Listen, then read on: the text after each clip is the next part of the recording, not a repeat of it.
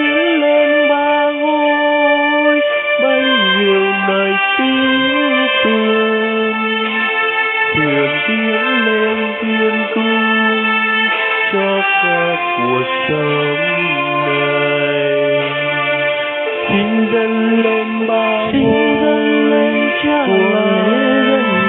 lần về Thiên Chúa kinh linh, thương tràn về Thiên Chúa cao xa,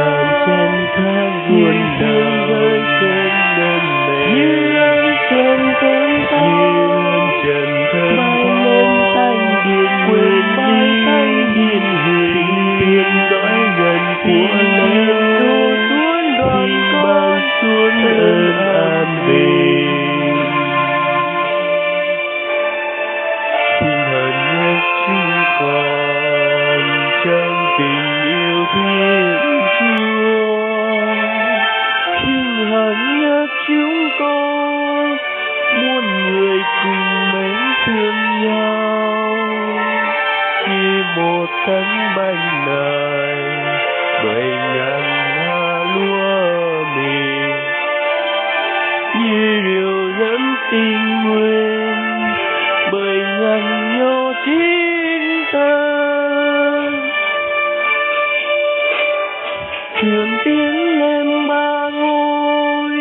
bánh rượu này tiếng cười,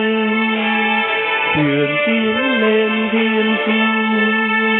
cho cả cuộc sống này. Xin dâng lên ba ngôi của lễ lần về Thiên Chúa kinh linh, thương tràn về Thiên Chúa cao xa, thiên thương rơi trên đền như ân trên thánh thao, bay lên thanh điện quên bay thanh điện